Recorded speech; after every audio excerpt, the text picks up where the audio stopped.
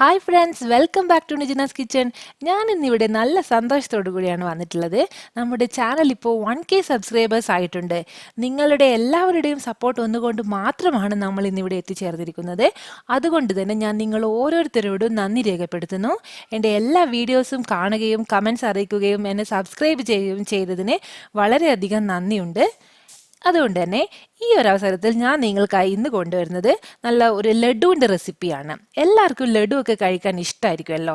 അപ്പോൾ നമ്മൾ ഇന്നിവിടെ ലഡു ഉണ്ടാക്കാൻ പോകുന്നത് ഒരു പപ്പായ കൊണ്ടാണ്. ഈ ഫ്രഷ് ഫ്രൂട്ട്സ് ലഡു നിങ്ങൾ തീർച്ചയായും വീട്ടിലൊന്ന് ട്രൈ ചെയ്ത് നോക്കണം. കടയിൽ നിന്ന് വാങ്ങിക്കുന്ന ലഡുവിനൊക്കെ കളറും പ്രിസർവേറ്റീവ്സും ഒക്കെ ചേർത്തിട്ടുണ്ടാവും. എന്നാൽ നമ്മൾ ഇതുപോലുള്ള ഫ്രഷ് ഫ്രൂട്ട്സ് കൊണ്ട് ലഡു ഉണ്ടാക്കിയെടുക്കുമ്പോൾ നമുക്ക് വീട്ടിൽ തന്നെ തികച്ചും 100% നാച്ചുറൽ ആയിട്ടാണ് നമുക്ക് ഉണ്ടാക്കാവുന്നതാണ്. അതുകൊണ്ട് തന്നെ നമുക്ക് കുട്ടികൾക്കൊക്കെ പേടി കൂടാതെ കൊടുക്കാവുന്നതാണ്. അപ്പോൾ നമുക്ക് പെട്ടെന്ന് വീഡിയോയിലേക്ക് കടക്കാം. എല്ലാവരും വീഡിയോ മുഴുവനായിട്ട് കാണണം. അപ്പോൾ ലഡു ഉണ്ടാക്കാനായിട്ട് ഞാനിവിടെ 2 കപ്പ് പപ്പായാണ് എടുത്തിട്ടുള്ളത്. നല്ല കളറുള്ള പപ്പായ തന്നെ നോക്കി എടുക്കണം. നല്ല പഴുത്ത പപ്പായ ഞാനിവിടെ 2 കപ്പ് ചെറിയ കഷ്ണങ്ങളാക്കി എടുത്തു വെച്ചിട്ടുണ്ട്. ഇനി നമുക്കിതൊരു മിക്സിയുടെ ജാറിലേക്ക് ഇട്ട് കൊടുത്ത് നല്ല പോലെ ഒന്ന് അരച്ചെടുക്കാം. നിങ്ങൾ ഒട്ടും വെള്ളം ചേർക്കാതെ തന്നെ അരച്ചെടുക്കാൻ ശ്രദ്ധിക്കണം.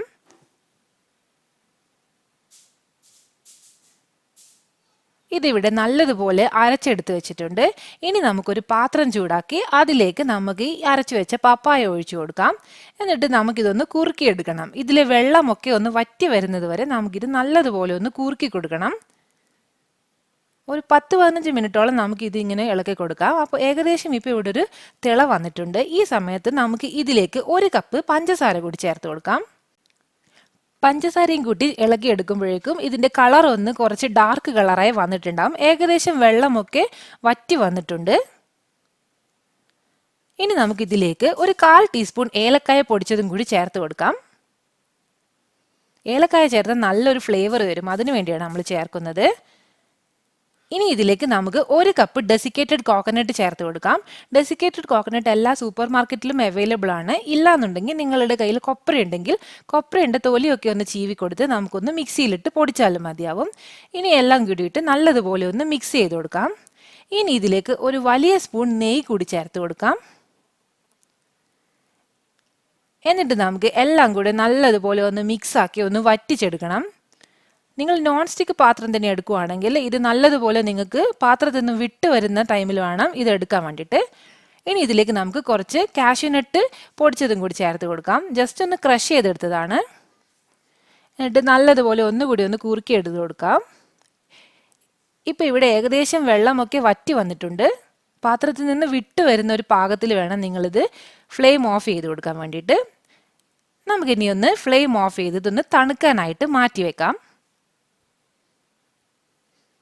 ഇനി നമുക്ക് ലഡു ഉരുട്ടിയെടുക്കാം. അതിനായി ആദ്യം തന്നെ കുറച്ച് നെയ്യ് എടുത്ത് നമ്മുടെ കയ്യിലേക്കൊന്ന് തേച്ച് കൊടുക്കാം. ഇനി നമുക്ക് ഈ തയ്യാറാക്കി വെച്ച പപ്പായയിൽ നിന്ന് കുറച്ചെടുത്ത് നമുക്ക് ഒന്ന് ഉരുട്ടിയെടുക്കാം. നിങ്ങൾക്ക് എത്ര വലിയ ബോൾസ് ആണോ വേണ്ടത് അത്രയും വലിപ്പത്തിൽ നിങ്ങൾക്ക് ഉരുട്ടിയെടുക്കാം. പെട്ടെന്ന് തന്നെ ഇത് ഉരുണ്ട് കിട്ടും. ഇപ്പം നല്ലതുപോലെ ഇത് നല്ല ലഡുവിൻ്റെ ഷേപ്പിൽ വന്നിട്ടുണ്ട്. ഇനി ഇതിൻ്റെ പുറത്തോട്ട് നമുക്ക് കുറച്ചുകൂടി ഡെസിക്കേറ്റഡ് കോക്കനട്ട് ചേർത്ത് കൊടുക്കാം. കഴിക്കുമ്പോൾ നല്ലൊരു ക്രഞ്ചിനെസ് കൂടി ഫീൽ ചെയ്യാൻ വേണ്ടിയിട്ടാണ് നമ്മളിങ്ങനെ ചെയ്യുന്നത്. പിന്നെ ഒരു ഭംഗിക്കും കൂടി വേണ്ടിയാണ്.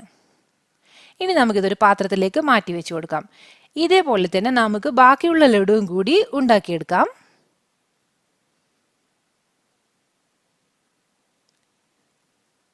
നല്ല കളറായിട്ടുണ്ട് ഇപ്പോൾ ഈ ലഡു. ഇത് കളർ ചേർത്തതല്ല എന്ന് ആരും പറയില്ല. അതുകൊണ്ട് തന്നെ നിങ്ങൾ ശ്രദ്ധിക്കണം, പപ്പായൊക്കെ നല്ല കളറുള്ള പപ്പായ തന്നെ ചേർക്കണം. നിങ്ങൾക്ക് പപ്പായ കൊണ്ട് മാത്രമല്ല വേറെ ഏത് ഫ്രഷ് ഫ്രൂട്ട്സ് കൊണ്ടും ഇതുപോലെ ഉണ്ടാക്കിയെടുക്കാവുന്നതാണ്. അപ്പോൾ നമ്മുടെ അടിപൊളിയായിട്ടുള്ള പപ്പായ ലഡു ഇവിടെ റെഡി ആയിട്ടുണ്ട്. നല്ല ഭംഗിയാണ് ഇത് കാണാൻ, കഴിക്കാനും നല്ല ടേസ്റ്റാണ്. നിങ്ങൾ ഇത് ഉണ്ടാക്കുമ്പോൾ പ്രത്യേകം ശ്രദ്ധിക്കണം, നിങ്ങളിത് കൂടുതൽ ഉണ്ടാക്കണം. പെട്ടെന്ന് തന്നെ ഇത് തീർന്നു പോകും. വായിലിട്ടാൽ ഇത് അലിഞ്ഞു പോകുന്നത് കൊണ്ട് തന്നെ എല്ലാവരും ഇത് വീണ്ടും വീണ്ടും കഴിക്കും. അപ്പോൾ എല്ലാവർക്കും ഈ റെസിപ്പി ഇഷ്ടമായെന്ന് വിചാരിക്കുന്നു. നിങ്ങൾ എല്ലാവരും ഇതൊന്ന് ട്രൈ ചെയ്ത് നോക്കണം. എന്നിട്ട് നിങ്ങളുടെ കമൻസും ഫീഡ്ബാക്സും എന്നെ കമൻറ്റ് ബോക്സ് വഴി അറിയിക്കുകയും വേണം. അപ്പോൾ നമുക്ക് മറ്റൊരു കിടിലൻ വിഭവമായിട്ട് വീണ്ടും കാണാം.